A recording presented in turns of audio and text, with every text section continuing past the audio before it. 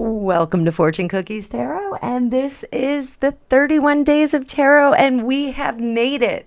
This is the final day, 31 days of what I do and why I do it. So, again, I asked in the last video, please like, share, and subscribe, and comment below if you want me to do this again next year.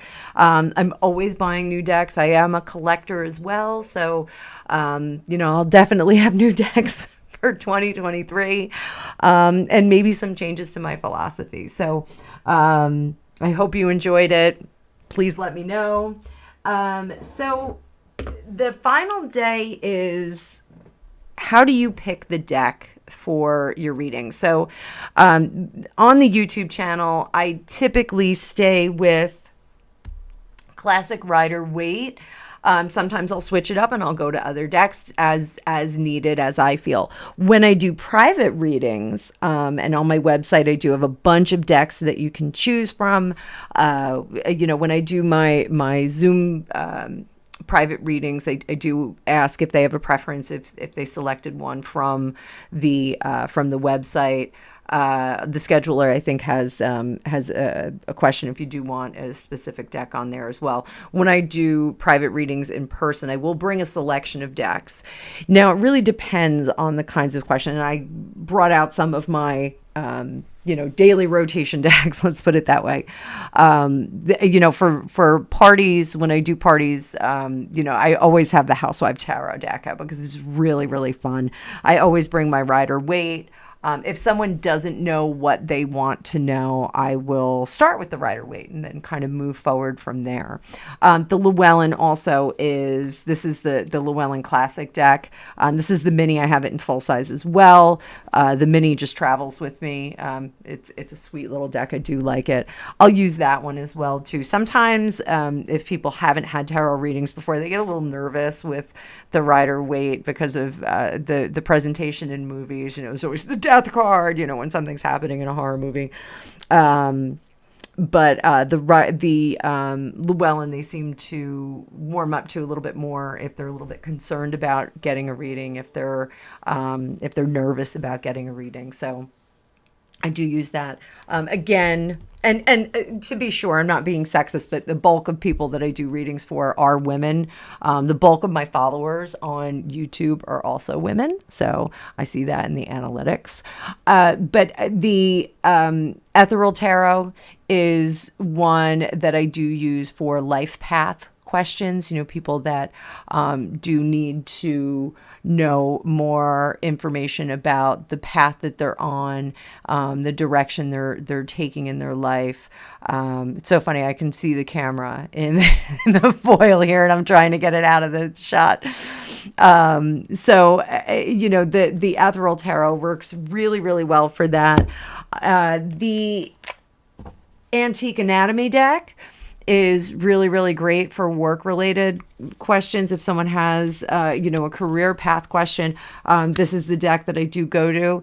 Sometimes I get a little nervous about it, but, it is a really, really cool deck, and it reads beautifully for that. Whenever I get a new deck, I do a cocktail party with it and just kind of get to know the cards. If it strays from the traditional Rider-Waite, and then I do a interview your deck. There is a spread that I do to interview your deck. I'll probably do a Taste of Tarot video on that because it is a fun little process that you can go through. But I'll bring the After Tarot and also the Double Major Tarot to parties, and I'll also offer those, especially if someone's going through like a transformation, because I feel like both of those decks will give you a really, really good perspective of how someone is changing or how they have changed and how you can react to that, or what you can do in response to that. So really cool. And then the Dark Mansion Tarot, which I love. This is a fun little deck.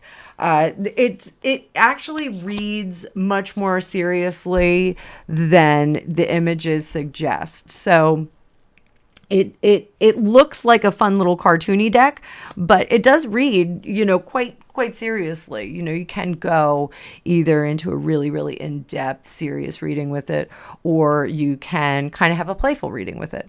either way. The Lenormand that I go to, I do have the traditional Lenormand, which is the regular playing cards with some antique photos. But the Ciro Marchetti or Marchetti, I'm not sure if it's Marchetti or Marchetti.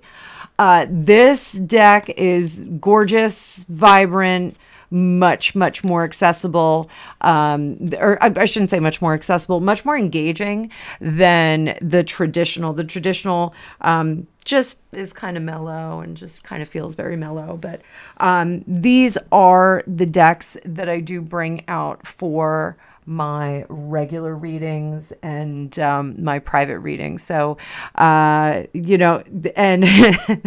not to be limited to these, I do have a steamer trunk full of decks. My husband bought me a Starman Tarot deck, which is chock full of David Bowie imagery.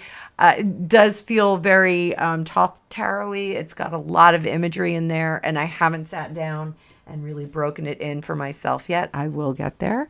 I'm probably going to take some time off this spring to take care of a couple of things. So, I may dig deep into that. I'll take you guys on that journey with me. But this was a fun 31 days. I hope that you guys enjoyed it. I hope this was fun for you. It was fun for me.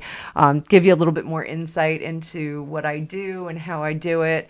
And I really do love the practice of tarot, and I'm really glad that I plugged back in last year professionally, that I started the channel in September of 2021. This was a big leap for me because, I am, a bit of an extrovert, but, the internet never forgets, so it's out there. I was a little bit worried about people at my corporate job finding out, but turns out, there's a lot of people that are into it. So information has leaked out. The people that I work with do know that I do this. So it's very interesting indeed. So thank you so much for being a part of this. Thank you for entertaining me while I did this 31 days of tarot. More to come. Hopefully really, really great stuff. I did a few readings for myself during this, and some of them didn't look great, but yeah, I hate reading for myself. I'm not very subjective. So please like, share, subscribe, stick around. We'll have some cool stuff, and I will see you all very, very soon. Thank you so much.